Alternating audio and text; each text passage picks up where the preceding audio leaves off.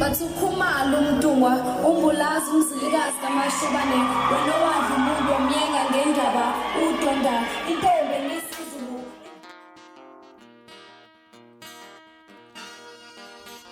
Kulukudukhalatha sengikhona sengiphathi kuyona ichannel yakhe hamba phambili kezo mina kuveze ngintuthu ngakhumalo bathi ila sibona amagumede mhlambe mangabe usemusha like kanzo phinde ngicenze short uyasubscribe ungakhohlwa ukucomment nokulike kanjalo futhi nokushare kukhona okukhulu kunakho konke abafethu umculo uMaskanda lapha noMJOLISI ubalisa ngomzima obhekene nabo lapha nomculo uMaskanda ekwazisa lapha insizwa isafika emculweni kaMaskanda futhi emangabe ubheka lapha nekusasa lomculo kaMaskanda elikubo labafana abancanyana lapha ngendlela nje insizwa enekhono lesimanga ngayo lapha nangendlela uMJOLISI athandwa ngayo lapha ukuza ngemuva nje kokudalula izindaba zokuthi ekunemenenja yakhe edlala phana imali yamaBOOKINGS ufike wabhala ke inkulumo impela ethethando ukuba yindela phana wasethi ke umbiko ophuthumayo wasethi ngizoqala ukubonga kubalandeli bomculo wami ngothando olungashintsha abangibonisa lona sethi futhi ngibonge nalabo abangasibona abalandeli bomculo wami kodwa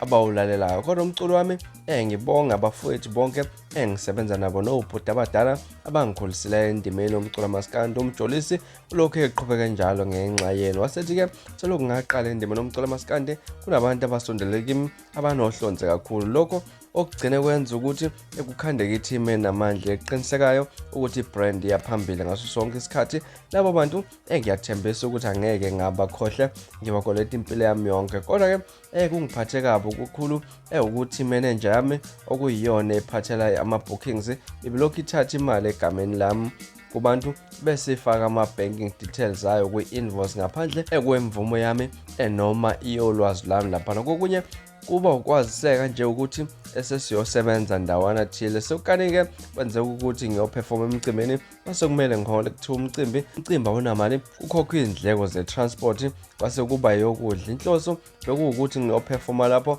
ngijabulisa abantu akukho kutheni njengamanje ke ngiyazi nike nabona khona lapha enkundleni zokuxhumana ngibekisa ukuthi uyeza umsebenzi kepha ngenxa yokuthi njengamanje asitholakali naye isimo sokungakhokhelani kwawo umsebenzi wenu ebese ngufakile emshinini anginaso isiqiniseko sokuthi uzothatha isikhathi esingakanani isinqumo sami njengamanje ukuthi ngiqhela kancane endimeni yomculo uMaskanda ukuze kube nokuthula emoyeni ke bengifike kuyo nokho ngothando ngingaphoqiwe ithemba senginalo elokuthi impilo iqhubeke njengoba umculo ngacabanga ukuthi uyasinda kakhulu kunalokhu ebengikubuka ngikude nayo ikhona indlela engavela ngiyafisa ukuthi lo msebenzi ebese nginenzele wona kube nendlela ukuthi uphele kodwa akukho lula ngisemncane kakhulu ngiyacabanga kuningi engisengakwenza besethi ke ningixolele wasethi noba kuningi esekwenzeka okunye ngeke ngikwazi ukudalulwa ukuthi akukuhle ngiyabonga ithuba eninginike lona ngicela ukuphela lapho ke bafethi wona amazwi abhalwe lapha nensizwa uMJOLISI enganichulisekile lapha ngendlela abaphathene ngayo kanjalo lapha nemenenja yakhe siyazi ukuthi uMJOLISI ke insizwa ethanda kakhulu